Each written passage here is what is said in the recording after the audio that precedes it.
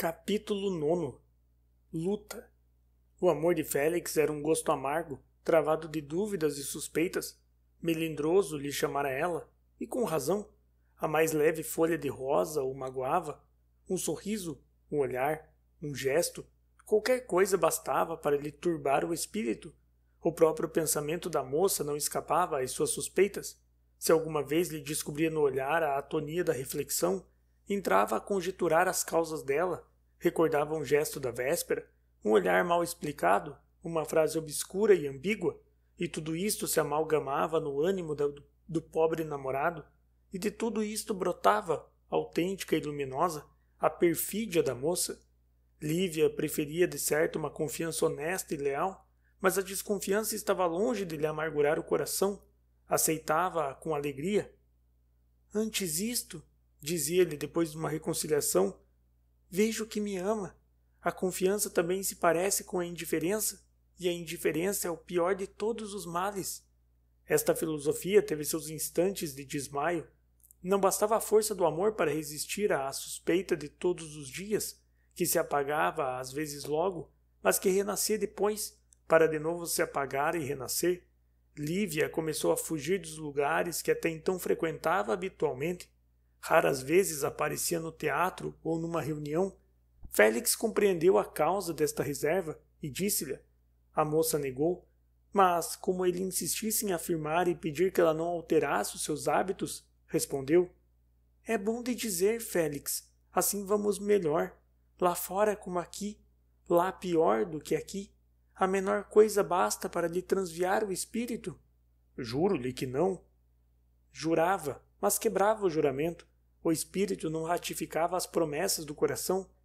De que lhe servia a ela a máxima prudência nas suas relações com as demais pessoas, se tudo era pouco para obter a confiança de Félix?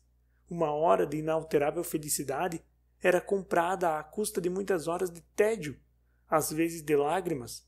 Ele as sentia, de certo, e pagar-lhes ia com sacrifícios, se precisos fossem, mas eram curtos esses lúcidos instantes. Lívia não se acostumou a ler logo na fisionomia do médico. Ele possuía em alto grau a faculdade de esconder o bem e o mal que sentisse. Era uma faculdade preciosa que o orgulho educara e se fortificou com o tempo. O tempo, entretanto, a pouco e pouco lhe foi adelgaçando essa couraça, à medida que se prolongava e multiplicava a luta. Então os olhos da viúva aprenderam a soletar-lhe no rosto os terrores e as tempestades do coração. Às vezes, no meio de uma conversa indiferente, alegre, pueril, os olhos de Lívia se obscureciam e a palavra lhe morria nos lábios. A razão da mudança estava numa ruga quase imperceptível que ela descobria no rosto do médico, ou num gesto mal contido, ou num olhar mal disfarçado. Desta situação pôde esconder-se aos olhos de todos, menos aos de Luís Batista, observador e perspicaz, e ao mesmo tempo sem paixões nem escrúpulos. Percebeu este que quanto mais o amor de Félix se tornasse suspeitoso e tirânico, tanto mais perderia terreno no coração da viúva, e assim, roto o encanto, chegaria a hora das reparações generosas com que ele se propunha a consolar a moça dos seus tardios arrependimentos. Para alcançar esse resultado, era mister multiplicar as suspeitas do médico, cavar-lhe fundamente no coração a ferida do ciúme, torná-lo, em suma, instrumento de sua própria ruína. Não adotou o método de Iago, que lhe parecia arriscado e pueril. Em vez de insinuar-lhe a suspeita pelo ouvido, meteu-lhe pelos olhos. A dificuldade era certamente maior e mais delicada, mas o pretendente tinha em larga escala as qualidades precisas para ela. Era-lhe necessário afetar com a moça uma intimidade misteriosa, mas discreta, sem aparato, antes cercada de infinitas cautelas, tão hábil que ela não percebesse, mas tão claramente dissimulada que fosse direito ao coração de Félix. Mas a mulher dele? A mulher dele, amigo leitor, era uma moça relativamente feliz. Estava mais que resignada. Estava acostumada à indiferença do marido. Dera-lhe a providência essa grande virtude de se afazer aos males da vida. Clara havia buscado a felicidade conjugal com a ânsia de um coração que tinha fome e sede de amor. não logrou o que sonhara. Pediram ao rei e deram-lhe um cepo. Aceitou o cepo e não pediu mais. Todavia, o cepo não o fora tanto antes do casamento. Paixão não a teve nunca pela noiva. Teve, sim, um sentimento todo pessoal, mistura de sensualidade e fatuidade, espécie de entusiasmo passageiro que os primeiros raios da lua de mel abrandaram até apagá-lo de todo. A natureza readquiriu seus aspectos normais. A pobre Clarinha, que havia ideado um paraíso no casamento, viu desfazer-se em fumo a sua quimera e aceitou passivamente a realidade que lhe deram, sem esperanças, é certo, mas também sem remorsos. Faltava-lhe, e ainda bem que lhe faltava, aquela curiosidade funesta com que o anfíbio clássico, desenganado do cepo, entrou a pedir um rei novo e veio a ter uma serpente que o engoliu. A virtude salvou-a da queda e da vergonha. Lastimava-se talvez no refúgio do seu coração, mas não fez imprecações ao destino, e como nem tinha força de aborrecer a paz doméstica, nunca fora alterada. Ambos podiam dizer-se criaturas felizes. Ora, pois, enquanto Clarinha nenhum lugar ocupava no espírito do marido, este executou o plano que havia organizado. O resultado foi lento, mas certo. O coração de Félix bebeu aos poucos o veneno que lhe propinava tranquilamente o astuto rival. 1000 circunstâncias fortuitas vieram favorecer a obra de Luís Batista. O espírito de Félix era apropriado terreno para ela. A suspeita rara vez lhe morria em embrião. Uma vez lançada a semente, germinava com força, crescia, apoderava-se dele e então batia a hora da crise, a hora que o seu rival pacientemente esperou e conseguiu. Desta vez assentou Félix numa resolução heróica, romper o encanto que o prendia à bela viúva. Tinham já passado alguns meses, todos eles assim entremeados de felicidade e amargura. 100 vezes se convencera das suas injustiças, mas a cada suspeita nova ressurgiam as anteriores, as que ela perdoara, e a última confirmava então as primeiras, e o pobre rapaz achava-se sinceramente ludibriado e ridículo. Escreveu uma carta longa e violenta, em que acusava a moça de perfídia e dissimulação. Havia amargura na carta, mas havia também ódio e desprezo, tudo quanto podia ferir para sempre um coração que até ali soubera amar e sofrer, mas que enfim podia cansar e desprezar. Enviada a carta, deixou-se ele entregue à sua dor, disposto a não voltar a Catumbi. Ninguém viu então uma lágrima que o desespero lhe arrancou e que ele se apressou de enxugar com vergonha de si mesmo. Recapitulou então todos os sucessos dos últimos dias. Nunca lhe parecera mais evidente a traição da moça, nem mais cruel a situação do seu espírito. Um raio de esperança veio entretanto projetar-se na sua noite de dúvidas. Imaginou que tudo podia ser erro e ilusão, e esperou que a resposta de Lívia tudo viesse esclarecer.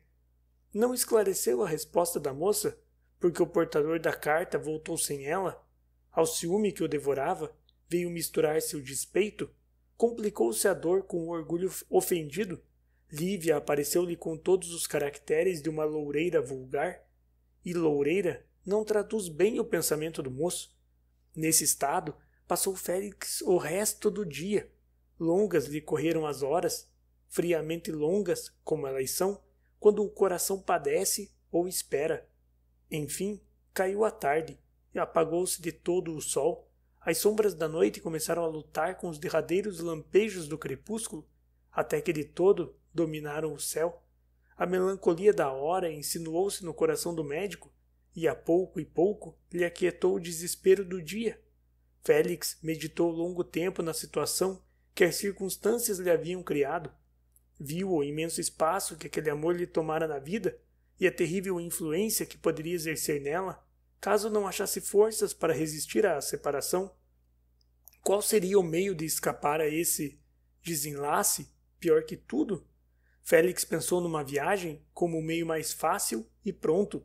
Dispunha mentalmente as coisas para esse fim, quando ouviu parar um carro. Daí a pouco entrou um escravo dizendo que uma pessoa insistia em falar-lhe. Era uma senhora. Uma senhora? Repetiu Félix. Era Lívia. Quando Félix chegou à sala, estava ela à porta, com o rosto coberto por um véu que arregaçou imediatamente. Félix não pôde reter um grito de surpresa. Lívia trazia pela mão um menino. Era o filho. Caminhou para o médico depois de alguns instantes de absoluto silêncio e estendeu-lhe a mão. Não esperava a minha visita? Disse ela com tranquilidade. Confesso que não. Devia esperar, porque eu não havia respondido à sua carta e alguma coisa cumpria que lhe dissesse. Não receou que os olhos da sociedade... Disse ele. A sociedade está tomando chá, atalhou a viúva procurando sorrir. Era preciso que eu viesse, e vim. Félix fez um movimento. Sim, era preciso, insistiu Lívia. Uma carta seria já inútil. Entre nós as cartas perderam a virtude, Félix. Eu já não sei, já não tenho palavras com que lhe restitua a confiança ao coração. Esta ousadia, talvez... A luz batia de chapa no rosto da moça. Félix viu tremerem-lhe 2 lágrimas nos olhos, hesitarem um instante e rolarem depois na face, levemente corada de agitação e de pejo. Fui talvez cruel no que lhe escrevi, disse ele, e quero crer que fosse também injusto, mas amo-a, é todo o meu crime. Lívia suspirou. Não o amo eu também? Disse ela. Nem por isso sou cruel ou injusta, mas não o acuso. Se eu o acusasse, não viria aqui. Venho porque sei que padece, e a despeito de tudo devia vir. Félix conduziu-a para o sofá e sentou-se numa cadeira. Luís ficou de pé entre ele e ela, meio indiferente, meio curioso do que ouvia sem entender. Não receou que este menino pudesse dizer alguma coisa? Perguntou Félix. Não pensei nisso. Fui visitar Raquel, que está muito mal. Fui só com ele. Tinha a ideia de vir às Laranjeiras. Isso dominava tudo. Se conseguir dissipar-lhe as novas dúvidas que o afligem, pouco me importam as consequências. Que quer? Eu sou assim. Vejo no mundo o meu amor e a sua felicidade. Tudo o mais me é estranho ou nulo. Lívia dizia estas palavras com um tom singelo e verdadeiramente da alma, que comoveu o médico. Para isso basta uma coisa, disse Félix com impetuosidade. Jura-me que nenhuma razão havia para suspeitar? Lívia abriu muitos olhos como espantada do que ouvira. Depois, abanando tristemente a cabeça. O senhor há de quebrar todo o meu orgulho, disse com amargura. Eu arrisco tudo para lhe restituir a felicidade e a paz. O senhor recompensa-me este sacrifício com a humilhação. Jurar-lhe? De que serve um juramento mais entre nós? Se o que acabo de fazer não é bastante, Félix, concluamos aqui o nosso romance, e oxalá que alguma página dele possa algum dia lembrar-lhe com saudade. Dizendo estas palavras, a moça voltou o rosto para esconder a sua comoção. Félix sentiu pungir-lhe um remorso e teve ímpeto de cair aos pés da bela viúva. Murmurou algumas palavras que ela não percebeu ou não ouviu, até que o menino chamou a atenção de ambos, dizendo: Vamos, mamãe. Lívia levantou-se e desceu o véu sobre o rosto. Perdoe-me tudo, disse Félix. Ainda uma vez lhe peço perdão. Não me julgue como os outros fariam, se conhecessem esta triste história de alguns meses. Não sou mau. Falta-me confiança. Algum dia lhe direi por quê. Por agora, perdoe-me outra vez. Injuriei-a, bem sei. Não devia pedir-lhe nada mais, porque me deu generosamente a maior consolação que o meu espírito ousaria esperar. Esse homem? Disse a viúva depois de um instante. Por que me pergunta? Quero afastá-lo de minha casa, se ele lá vai, ou evitar as ocasiões de me encontrar com ele. É um homem que a não respeita sequer, um libertino, cuja mulher é um anjo. O doutor Batista? Esse. Lívia estendeu-lhe a mão. Félix quis ainda falar-lhe, mas a viúva observou que era tarde e dirigiu-se para a porta. Félix acompanhou-a até o jardim. Ao despedir-se dela pela última vez, o médico apertou-lhe fervorosamente a mão. Perdoa-me. Sim, disse ela. E pela primeira vez nessa noite, era a sua voz terna e amorosa, como de costume. Félix viu-a entrar no carro, que partiu imediatamente. Voltou para a sala. Estava irritado contra si mesmo. Reconhecia a sua precipitação. Achava-se grosseiramente injusto. Se lhe houvera lembrado a visita da moça, tê-la-ia pedido como o meio único de lhe desvanecer de todas as suspeitas.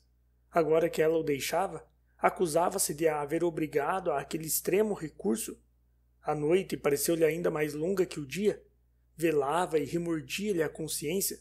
Ouvia bater uma por uma as horas todas, ansioso por que viesse o dia seguinte para ir a Catumbi, resgatar à força de ternura e respeito a injustiça com que tratara a viúva. Cerrou os olhos quando a arraiada despontou no céu. Pouco dormiu, entretanto. Ao levantar-se tinha o espírito mais sossegado e pôde apreciar melhor a situação. O casamento me restituirá a confiança, pensava ele. Quando estivermos juntos os dois, afastados da convivência e do contato de estranhos, a paz morará no meu coração. Só então seremos felizes, sem amargura nem remorso.